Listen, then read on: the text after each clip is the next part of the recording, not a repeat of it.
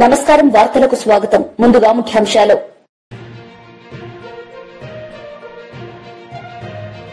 CM Chandrababu Naidu press meet, పలు అంశాలపై వివరణ.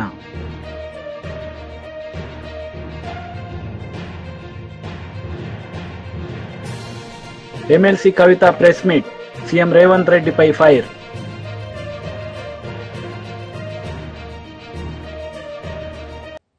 ఢిల్లీలో ముఖ్యమంత్రి నారా చంద్రబాబు నాయుడు మీడియా సమావేశం నిర్వహించారు. ఈ సందర్భంగా ఆయన మాట్లాడుతూ ఢిల్లీ పొల్యూషన్ ని కంట్రోల్ చేయాలంటే బీజేపీ డబుల్ ఇంజిన్ సర్కార్ రావాలని పిలుపు. Bring along with you, if not along with you, bring better living standards continuously and investing on them. It is possible.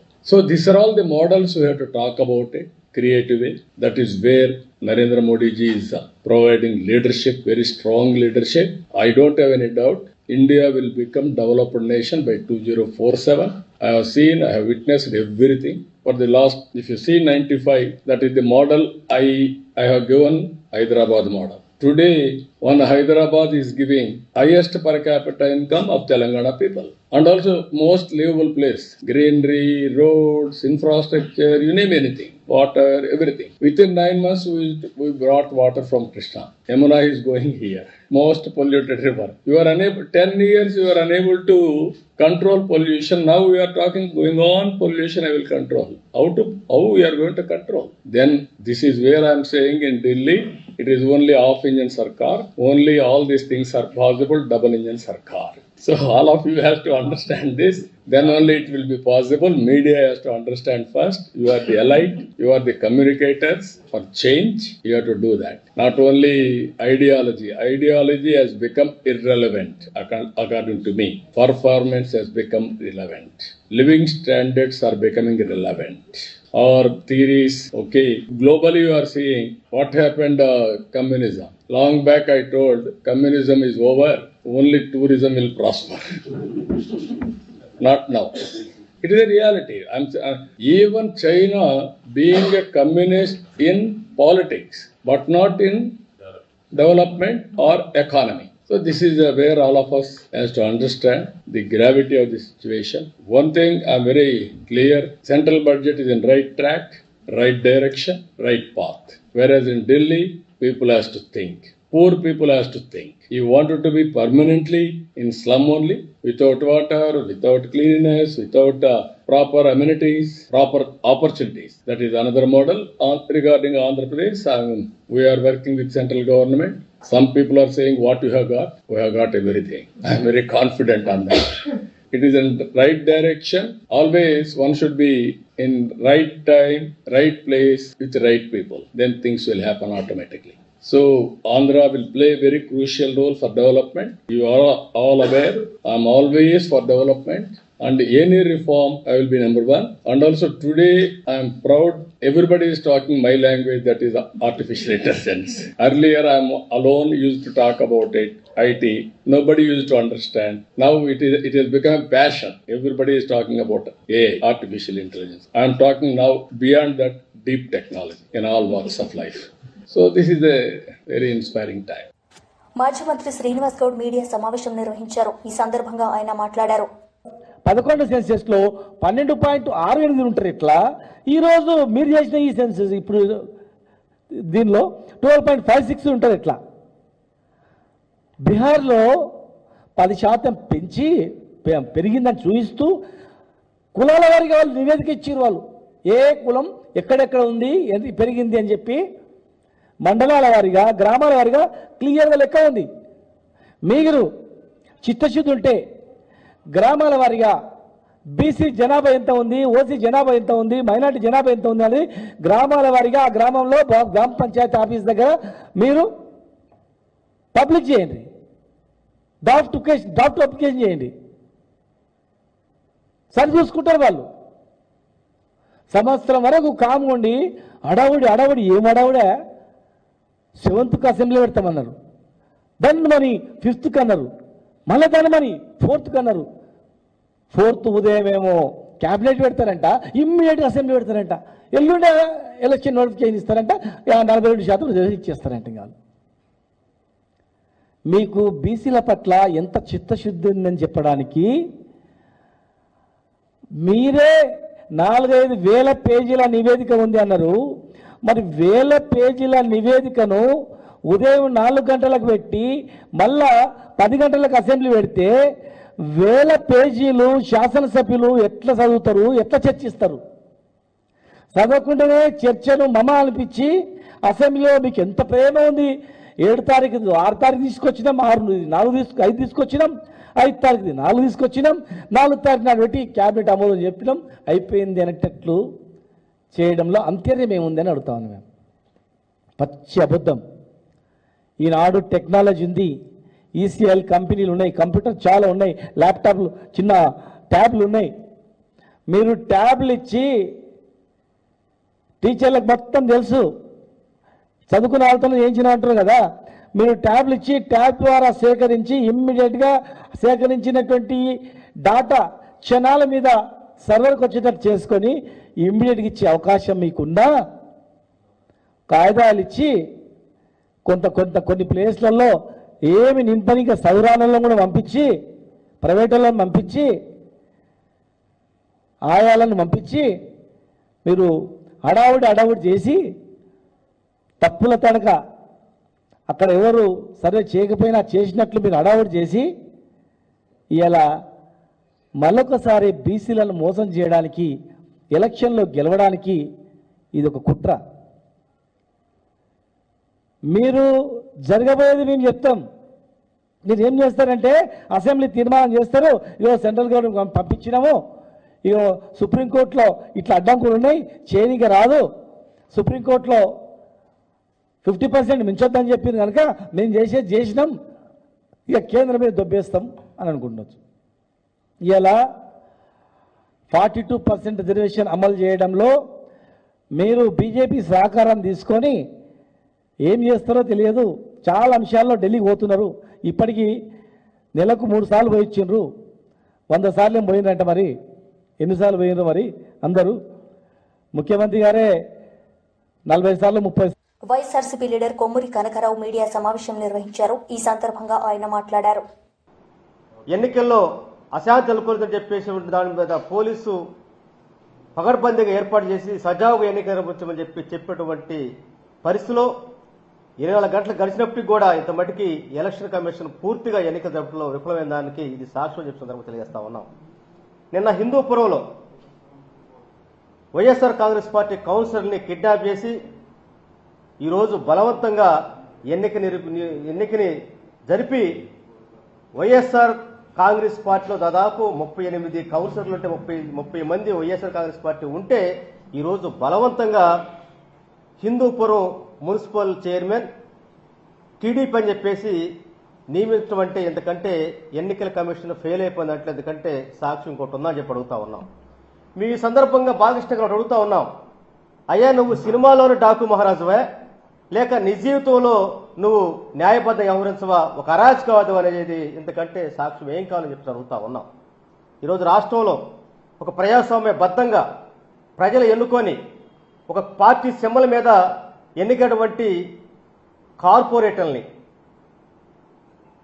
అదేవిధంగా కౌన్సిలర్లని ఈరోజు భయపెట్టి, అదేవిధంగా ప్రలోభాలకు గురి చేసి, లేదంటే దాడులు చేసి ఈరోజు బలవంతంగా టీడీపీకి అనుకూలంగా ఎన్నిక చేపించుకోవడం అంటే ఇది ఒక దారుణమైనటువంటి రెడ్ బుక్ రాజ్యాంగానికి సాక్ష్యం అని చెప్పి తెలియజేస్తా ఉన్నాం. వాళ్ళు చెప్పారు, మేము రాష్ట్రంలో రాజ్యాంగాన్ని అమలు చేయం, రెడ్ బుక్ రాజ్యాంగం అమలు చేస్తామని చెప్పిన దాన్ని తూసా తప్పక సూపర్ 6 అమలు చేయట్లో ఫెయిల్ అయ్యారేమో, కానీ రెడ్ బుక్ రాజ్యాంగం అమలు చేయడానికి 100% ఈరోజు వాళ్ళు ఈ ఎన్నికలో కూటమి ఏదైతే తెలుగుదేశం పార్టీ అక్రమాలకి అవినీతికి దాడులకు పాల్పడినటువంటి సంఘటన ఎన్నికల సాక్ష్యం చెప్పి తెలియజేస్తా ఉన్నాం. ఒక బీసీ మహిళ తిరుపతి మేయర్ అయినటువంటి మహిళ మీద దాడి చేసినటువంటి పరిస్థితి మనం చూసాం.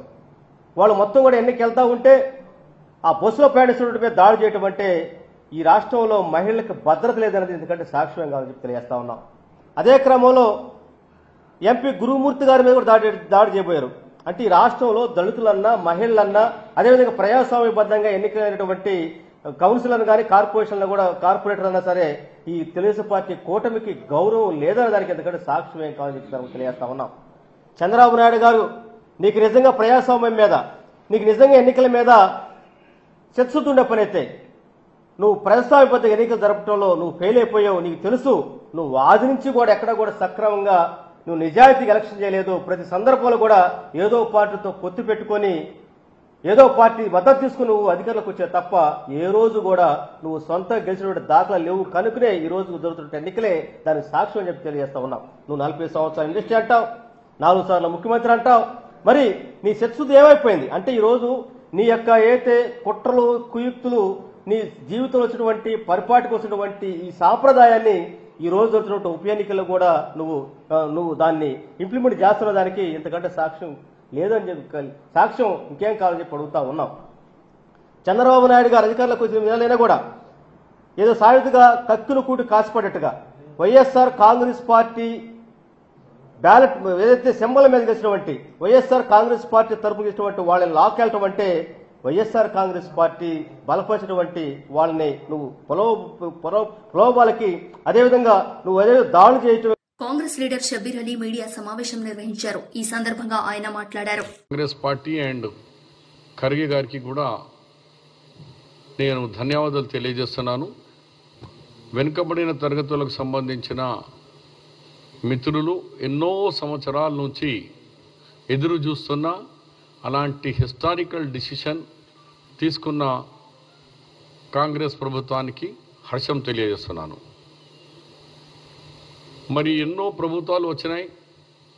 కేంద్రంలో మోదీ గారు బీసీ అని అంటారు, కానీ ఎవరికి దమ్ము ధైర్యం లేకుండే రాష్ట్రాల్లో బీసీ జనాభా ప్రకారంగా వాళ్ళను అధికారంలో కానీ రాజకీయంలో కానీ లేకుంటే ఉద్యోగాల్లో కానీ అన్ఎంప్లాయ్మెంట్ యూత్కు అప్లిఫ్టింగ్కు స్కీమ్లు తయారు చేసేందుకు కానీ అలాంటి ధైర్యం ఎవరు చేయలే. కానీ రాహుల్ గాంధీ గారు కాంగ్రెస్ పార్టీ రాహుల్ గాంధీ గారిది ఒక డ్రీమ్, आबादी में जिसका जितना हिस्सा है सरकार में भी उसका इतना हिस्सा होना चाहिए. అంటే జనాభాలో సంఖ్య ఉన్నది, ప్రభుత్వాల్లో కూడా ఆ సంఖ్యలో వాళ్ళకు న్యాయం చేయాలా అని ఆలోచన రాహుల్ గాంధీది. దాన్ని రాష్ట్ర ప్రభుత్వం భారతదేశ చరిత్రలోనూ ఇప్పుడు తెలంగాణ ప్రభుత్వం భారతదేశ చరిత్రలో ముందుకుండిపోతుంది. హిస్టరీ క్రియేట్ చేసినాం ఇవాళ. Last year same 4th February 2024కు ఈ కులగణన బిల్లు క్యాబినెట్ ఆమోదించి దీన్ని ఇంప్లిమెంట్కు ఆర్డర్ ఇవ్వడం జరిగింది. మళ్ళీ 1 year ఎగ్జాక్ట్ 1 yearలో 4th February 2025లో రేపు అసెంబ్లీలో క్యాబినెట్లో అసెంబ్లీలో పెట్టి దీన్ని అమలు చేయబోతున్నాం. ఇది దమ్మున్న సర్కార్, మాట ఇస్తే మాట మీద నిలబడే సర్కార్. అదే కేసీఆర్ 2014లో ఇంటిగ్రేటెడ్ హౌస్ హోల్డ్ సర్వే అన్నాడు, సర్వే చేసినాడు. మయం దుబాయ్ నుంచి మస్కట్ నుంచి ఊరుకుంటా ట్రైన్ల మీద డబ్బల మీద ఏంలా అంటే అలా ఉరికి వచ్చారు ఇంటికి.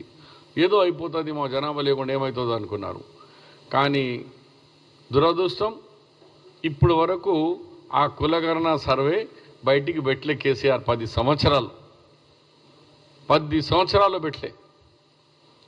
ఇవాళ కాంగ్రెస్ పార్టీ అరే झूठा కేసీఆర్ నువ్వైతే చేయలేవు, ఇక మేము చూడు దమ్మున్న సర్కార్, మేము మాట ఇచ్చినాం. మా లీడర్ రాహుల్ గాంధీ సూచన ఆయన ప్రకారంగా అడ్వైస్ ప్రకారంగా మేము ఇవాళ కులగణన అది ఇచ్చి, మీకు తెలుసు ఈ సర్వేలో క్యాస్ట్ వైజ్గా వచ్చింది. రేపు బ్రేకప్ రేపు ఇవ్వబోతున్నారు. బీసీల సంఖ్య 46.25, ముస్లిమ్స్లు కలిపితే ముస్లిం బీసీ కేటగిరీ కలిపితే 56.33, ఎస్సీల సంఖ్య 17.43. రేపు ఎస్సీలో కూడా మరి కేటగిరేషన్ ఇది కూడా రేపు ఫిగర్స్ వస్తాయి. ఎస్టీలు 10.45, ముస్లింలతో కలిపి ఓసీలో 15.79, ముస్లిమ్స్లో బీసీఈ కేటగిరీలో 10.8%, ఓసీలో 2.46 ఓసీలో ఉన్నారు. ఓసీ ముస్లింకు ఓసీలో కలిపినారు, బీసీ ముస్లిం బ్యాక్వర్డ్ కులాలకు బీసీలో కలిపితే 56% అయింది. అంటే బ్యాక్వర్డ్ క్లాసుల సంఖ్య మొత్తం తెలిసిపోయింది ఇప్పటివరకు. రేపు క్యాస్ట్, ముద్రాజ్, మున్నూరు కాపు, గౌడ్స్ అన్నీ ఏ విధంగా కావాలో వచ్చి BJP OBC Morcha national president Laxman media సమావేశం నిర్వహించారు. ఈ సందర్భంగా పలు అంశాలపై ఆయన మాట్లాడారు. ఉపాధి ఉద్యోగ అవకాశాలు కల్పించేటువంటి ఎంఎస్ఎంఈలకు కూడా వారు పెద్దపీట వేసి ఈరోజు రాష్ట్రాల యొక్క హక్కులను గౌరవిస్తూనే సమాఖ్య స్ఫూర్తిని కొనసాగిస్తూనే ఇవాళ ఒక అంకిత భావంతో నరేంద్ర మోడీ ప్రభుత్వము, ఆర్థిక మంత్రి నిర్మలా సీతారామన్ గారు ప్రవేశపెట్టిన బడ్జెట్ను ఇవాళ రాష్ట్ర భారతీయ జనతా పార్టీ కూడా హృదయపూర్వకంగా స్వాగతిస్తూ ఇది ఒక మైల్ స్టోన్. 2014 నుంచి ఈ దశాబ్ద కాలంలో అనేక సంస్కరణలు, కీలకమైన నిర్ణయాలు, ఏ రకమైన విమర్శలు ఆ దాటిని మోదీ గారు ఎదుర్కొన్నారో మనందరం కూడా సాక్షులం. జిఎస్టీ ప్రవేశపెట్టినప్పుడు కానీ, పెద్ద నోట్లు రద్దు చేసినప్పుడు కానీ, లేదా జామ్ ఆనాడు జన్ధన్ యోజన కింద పేద వర్గాల 60 కోట్ల మంది ఖాతాలు తెరిపిస్తే ఒరుగుతుంది ఏమి అని ప్రశ్నించే వాళ్లకు ఇవాళ ఇది సాక్ష్యం. ఇవాళ ఈ కీలకమైన నిర్ణయాలతో పాటు విద్య, వైద్యానికి, మౌలిక వసతుల రంగాల్లో మరి చాలా స్పష్టమైనటువంటి అభివృద్ధి వల్ల కల్లారా చూస్తున్నాం. విద్యారంగంలో మెడికల్ సీట్స్ నుంచి పెంపుదల నుంచి మొదలుకుంటే మెడికల్ కాలేజీ రెట్టింపు, ఐఐటీలు లేదా ఐఐఎంలు, విశ్వవిద్యాలయాలు ఏ రకంగా ఇవాళ మరి పెంచుకుంటూ పోతూ సామాన్యుడు కూడా నాణ్యమైన విద్య అందుబాటులో తీసుకురావడం, అనేక కేంద్ర విశ్వవిద్యాలయాలు కూడా, దాంతోపాటు వైద్య రంగంలో కూడా All India Institute of Medical Sciences ఏ కొద్ది రాష్ట్రాలకే పరిమితమైన దాన్ని దాదాపు అన్ని రాష్ట్రాలకు కూడా మరి ఇవాళ ఎయిమ్స్ అందుబాటులో తీసుకురావడం, ఆయుష్మాన్ భారత్ 70 సంవత్సరాల పైన ఉన్నటువంటి సీనియర్ సిటిజన్స్ కూడా irrespective of their income criteria, social criteria, అన్ని వర్గాలకు కూడా ఈరోజు ఎడ్యుకేషను, హెల్త్ అండ్ ఇన్ఫ్రాస్ట్రక్చర్, ఇవాళ రోడ్లు, రైల్వేసు, ఎయిర్వేస్ అద్భుతమైనటువంటి ప్రగతిని ఇవాళ ఇంటర్నేషనల్ స్టాండర్డ్స్తో రైల్వే స్టేషన్లు, ఇవాళ ఉడాన్ పేరు మీద ఎన్ని ఇవాళ సామాన్యుడు కూడా విమానాల్లో పర్యటించే దానికి దోహదపడే. చాలామంది యంగ్యంగా మాట్లాడు, హవాయి చెప్పల్ పేనే వాళ్ళ బి హవాయి జహాజ్ మే జా సక్తా అని మోదీ గారు అంటే నవ్వినారు. కానీ ఇవాళ కళ్ళారు చూస్తున్నాం. ఇవాళ ఎయిర్పోర్ట్లు కిక్కిరిసిపోతూ ఉన్నాయి. ఇవాళ మారుమూల ప్రాంతాల్లో, నార్త్ ఈస్ట్ స్టేట్స్లో, ఇంతకుముందు ఢిల్లీకి దూరంగా ఉన్నామని చెప్పేటువంటి ఆ యొక్క ఈశాన్య రాష్ట్రాలు మేము ఇండియన్స్ అని చెప్పుకునే పరిస్థితి ఏ రకంగా లేకుండా పోయిందో అటువంటిది ఇవాళ వాళ్ళని ఢిల్లీకి కనెక్ట్ చేసి ఏ రకంగా ఇవాళ అగ్రగామిగా కొనసాగుతుంది అభివృద్ధి. ఇవాళ నేను స్పష్టంగా చెప్తున్నాను, బడ్జెట్లోనే కాదు, బడ్జెట్ బయట కూడా సంక్షేమానికి పెద్దపీట వేసి మరి ఈ 10 ఏళ్లుగా అనేక పథకాలు ప్రవేశపెడుతూ సామాన్యుల జీవన ప్రమాణాలు మెరుగుపరచడమే కాకుండా 25 కోట్ల మంది పేదరికం నుంచి గట్టెక్కించి ఇది దాదాపు 29% ఏదైతే మరి దారిద్ర్య రేఖన ఉండేటువంటి వాళ్ళను 11% పరిమితం చేశారంటే ఇది ఒక పార్టీ నాయకుడిగా కాదు, ఇవాళ నీతి ఆయోగ్ ఇచ్చినటువంటి నివేదికలు స్పష్టం చేస్తారు. కాబట్టి ఈ రకంగా వ్యవసాయాన్ని కూడా లాభసాటి చేయడానికి మోదీ ప్రభుత్వం ఏ రకంగా సీఎం రేవంత్ రెడ్డి బీసీల పట్ల చిత్తశుద్ది ఉంటే కులగణన వివరాలను సమీక్షకు పెట్టాలని ఎమ్మెల్సీ కవిత డిమాండ్ చేశారు. అందులో నమోదైన ప్రతి ఒక్కరూ వారి వివరాలు తనిఖీ చేసుకునేలా స్క్రూటినికి అవకాశం ఇవ్వాలని వెల్లడించారు. సమగ్ర కుటుంబ సర్వేకు ఇప్పటి సర్వేకు బీసీల లెక్కల్లో 21 లక్షల తేడా ఉన్నట్లు వివరించారు. కేవలం ఓసీల జనాభా మాత్రమే పెరిగి మిగతా వర్గాల జనాభా ఎలా తగ్గుతుందని ప్రశ్నించారు. రాజకీయంగా బీసీలకు రిజర్వేషన్లు సాధించుకోవాలనేటటువంటి పెద్ద విస్తృతమైనటువంటి లక్ష్యాన్ని తోడు చేసుకొని ఈ సంవత్సర కాలంగా రకరకాలుగా ఉద్యమాలు చేసినాం. అది మీ అందరు కూడా తెలిసినటువంటి విషయం. మరి ఆ ఉద్యమాలకు తల ఒగ్గి కాంగ్రెస్ పార్టీ ప్రభుత్వం డెడికేటెడ్ బీసీ కమిషన్ వేయాల్సినటువంటి పరిస్థితి ఏర్పడ్డది. డెడికేటెడ్ బీసీ కమిషన్ ద్వారా లెక్కలు చేయాలి, ఎన్యూమరేషన్ చేయాలి అని మేమందరం కోరినా కూడా మా మాట పట్టించుకోకుండా ప్లానింగ్ కమిషన్ ద్వారానే ఇవాళ ప్లానింగ్ డిపార్ట్మెంట్ ద్వారా ప్రభుత్వం సర్వే చేయించడం జరిగింది. దానికి ప్రభుత్వం చెప్పినటువంటి సాకు ఏంటిది? ప్లానింగ్ డిపార్ట్మెంట్ దగ్గర మాత్రమే మనుషులు ఉన్నారు, మెన్ అండ్ మెషినరీ ఉన్నారు కాబట్టి ప్లానింగ్ డిపార్ట్మెంట్ నుంచి సర్వే చేసినామని చెప్పింది. ఓకే, వెల్కమ్ చేసినాం. కానీ ఆ సర్వే ఇవాళ ప్రతి ఒక్కరి మనసులలో ఉన్నటువంటి విషయం సరిగ్గా జరగలేదనేటటువంటి ఆలోచన ప్రతి ఒక్కరికి ఉన్నది. మీరు ఏ గ్రామంలో చూసినా, ఏ పట్టణంలో చూసినా మా ఇంటికి రాలేదు అనేటటువంటి ఒక మాట అన్ని చోట్ల వినబడుతున్నటువంటి మాట. ఇది నేను చెప్తున్నది కాదు, అన్ని కుల సంఘాలు, అన్ని రాజకీయ పక్షాలు ప్రతి ఒక్కరు కూడా మాట్లాడుతున్నటువంటి మాట. ఒకవేళ సర్వే సమగ్రంగా జరగకపోతే మరి ప్రభుత్వం ఇచ్చినటువంటి డేటా కరెక్టా కాదా అనేటటువంటి అనుమానం ఒకటి వస్తున్నది. ఇవాళ మీకు ఇక్కడ ఒక లెక్క నేను చెప్పదలిసి చాలా ముఖ్యమైనది, తెలంగాణ సమాజానికి చేరవేయవలసిందిగా మీడియా మిత్రులు నేను కోరుతా ఉన్నాను. ఈ దేశంలో 2011లో జనాభా లెక్కలు చేయడం జరిగింది. 2011లో చేసినటువంటి జనాభా లెక్కలలో మన తెలంగాణ ప్రాంతంలో 83 లక్షల ఇండ్లు అంటే 83 lakh హౌస్ హోల్డ్స్ ఉన్నాయని చెప్పింది. ఆనాడు వాళ్ళు చెప్పినటువంటి జనాభా, కేంద్ర ప్రభుత్వం చేసిన జనాభా లెక్కల్లో 3,50,00,000 మంది జనాభా ఉందని చెప్పింది. ఏది 2011. 2014లో ఎప్పుడైతే తెలంగాణ రాష్ట్రం ఏర్పడ్డదో కేసీఆర్ గారు నిర్వహించినటువంటి సమగ్ర కుటుంబ సర్వే ఒకటే రోజులో చాలా పటిష్టంగా విదేశాలలో ఉన్న మన వాళ్ళని కూడా ఇంటికి రప్పించి చేసినటువంటి సర్వేలో వచ్చిన లెక్కలు ఏంటంటే 1,03,00,000 హౌస్ హోల్డ్స్ ఉన్నాయి మన దగ్గర. 1,03,00,000 హౌస్ హోల్డ్స్, 3,68,00,000 జనాభా అని ఆనాడు మనం అనుకున్నాం. అంటే కేవలం 4 ఏళ్లలో 2011లో పెట్టినటువంటి చేసిన లెక్కల నుంచి 2014లో చేసినటువంటి లెక్కలకే 20 లక్షల ఇండ్లు పెరిగినాయి ఆనాటికి. అది పక్కన పెడితే ఇవాళ 2014 నుంచి 2024 సంవత్సరంలో ఉన్నాం.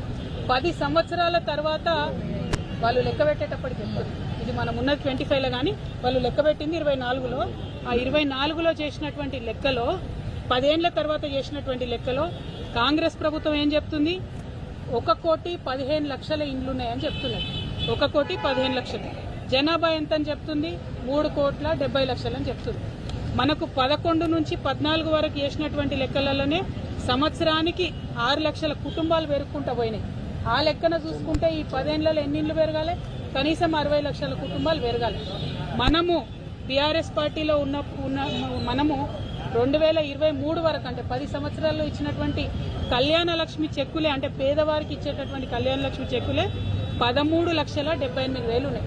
అంటే అట్లీస్ట్ కొత్తగా 13,78,000 మంది కుటుంబాలు క్రియేట్ అయినాయి. కానీ ఈ ప్రభుత్వం చెప్పే లెక్కలు ఎట్లున్నది? 12 లక్షలు కూడా పెరిగినాయని చెప్తలేదు. అంటే ఇది ఏ లెక్కన చూసినా కూడా, జనాభా లెక్కల ప్రాతిపదిక చూసినా, సమగ్ర కుటుంబ సర్వే ద్వారా చూసినా, కళ్యాణ లక్ష్మి చెక్కుల ద్వారా చూసినా, ఇంకొక డేటా ఉంటుంది, నేషనల్ హెల్త్ మిషన్ అనే డేటా ఉంటుంది. వాళ్ళు 2 ఏళ్లకు ఒకసారి జనరల్గా దేశమంతా లెక్కలు తీస్తుంటారు, శాంపుల్ చేస్తారు. మొత్తం జనాభా లెక్కలు చేయరు, శాంపుల్ చేస్తారు. అది అథెంటిక్గా కేంద్ర ప్రభుత్వం డేటా.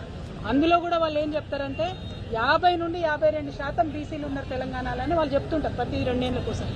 కానీ ఇవాళ ఈ ప్రభుత్వం ఏం చెప్తుంది? కేవలం 46.2% బీసీలు ఉన్నారని చెప్తున్నది. మరి కరెక్టా అన్నటువంటి విషయం ఒక్కసారి రేవంత్ రెడ్డి గారు గుండె మీద చేసుకొని ఆలోచన చేయాలి. మీకు నిజంగానే బీసీల పట్ల చిత్తశుద్ధి ఉంటే మీరు చేసినటువంటి ఆ జనాభా లెక్కల డేటా ఏదైతే ఉన్నదో దాన్ని మీరు రివ్యూకి పెట్టండి. అంటే నేను జనాభా లెక్కలలో నా పేరు ఇచ్చిన బీసీ జనగణన జరిగినప్పుడు, ఒకవేళ నేను వెబ్సైట్లోకి పోయి నా పేరు టైప్ చేసి నా ఆధార్ కార్డు టైప్ చేస్తే నేను ఇచ్చిన వివరాలు అందులో రావాలి.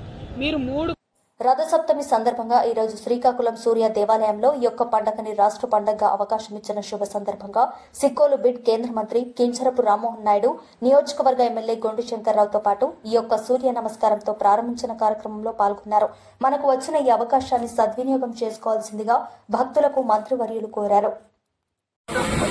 ఈ భౌతిక శరీరం స్థూల శరీరం అంటాం, సూక్ష్మ శరీరము అంటే మనస్సు, కారణ శరీరము అంటే ఆత్మ, మహాకారణ శరీరము అంటే పరమాత్మ.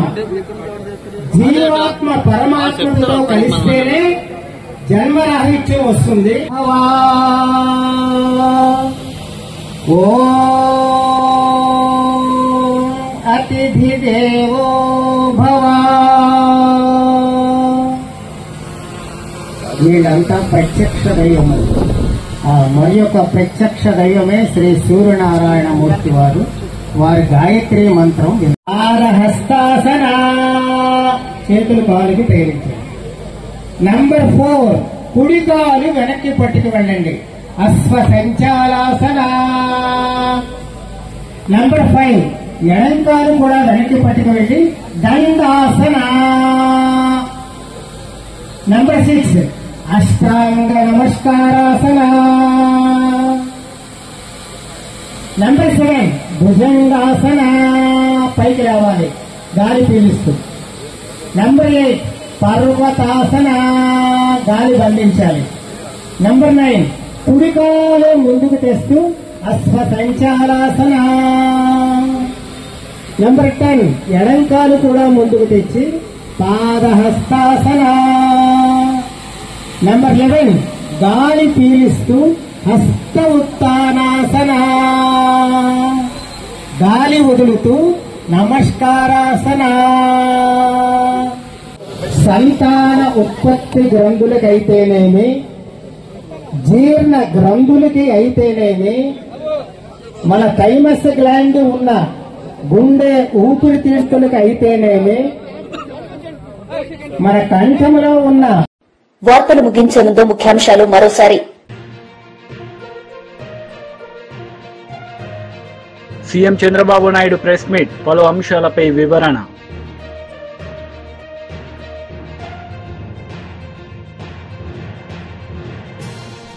ఎమ్మెల్సీ కవిత ప్రెస్ మీట్, సీఎం రేవంత్ రెడ్డిపై ఫైర్.